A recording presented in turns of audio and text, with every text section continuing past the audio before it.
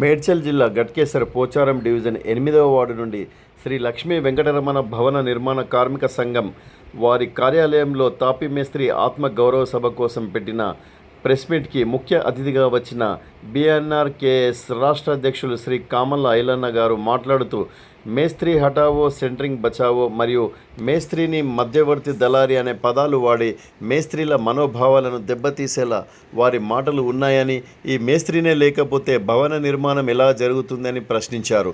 ఈ మాటలు జూన్ 8వ తారీఖున సుందరయ్య భవన్ బాగ్లింగంపల్లిలో జరిగే ఆత్మ గౌరవ సభ రోజు వరకు వెనక్కు తీసుకొని తాపీ మేస్త్రికి క్షమాపణ చెప్పాలి, లేని ఎడల తర్వాత జరిగే పరిణామాలు ఎదుర్కోవాల్సి ఉంటుందని హెచ్చరించారు.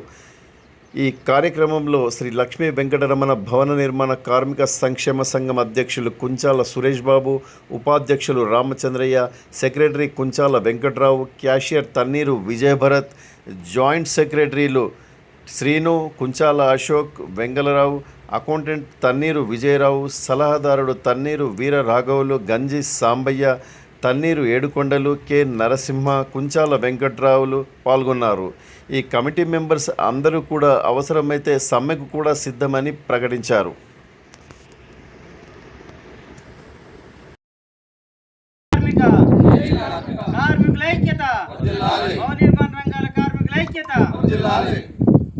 కూడా సంఘం ఆఫీస్లో ఈరోజు ప్రెస్ మీట్ పెట్టడం జరుగుతూ ఉంది. మరి ముఖ్యంగా ఈ నెల 16వ తారీఖు నాడు సెంట్రింగ్ కార్మిక సంఘం అసోసియేషన్ సంబంధించినటువంటి వ్యక్తులు సమ్మె నిర్వహించడం జరుగుతూ ఉంది.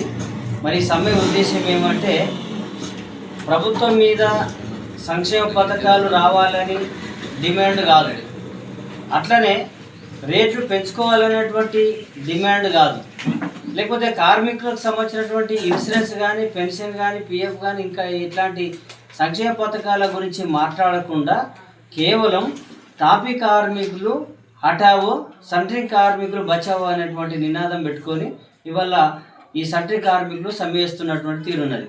మరి సెంట్రింగ్ తాపీ మేస్త్రీలు హటావో అయితే మరి భవనం ఎట్లా నిర్మాణం అవుతుంది? భవనం కంప్లీట్గా నిర్మాణం జరగాలనుకున్నప్పుడు తాపీ కార్మికులు ఉంటేనే నిర్మాణం జరుగుతుంది. ఇప్పుడు 8వ తారీఖు లోపు ఈ సెంట్రింగ్ వాళ్ళు మా మేస్త్రుల దళారులు అన్న మాట వెనక్కి తీసుకుంటే ఈ సిచ్యువేషన్ ఇంతవరకు ఆగిపోతుంది. లేదంటే 8వ తారీఖు తర్వాత మేము స్ట్రైక్ చేయటమా లేకపోతే ఏదన్నది ఆ రోజు మీటింగ్లో డిసైడ్ చేసుకొని నెక్స్ట్ మేము ముందుకు వెళ్తాం. ఈ లోపలే వాళ్ళు క్షమాపణ చెప్పి ఒక తప్పైందని ఒప్పుకుంటే ఏదైతే సెంట్రింగ్ వల్ల మేము మాట్లాడి మేము ఆపేస్తాం.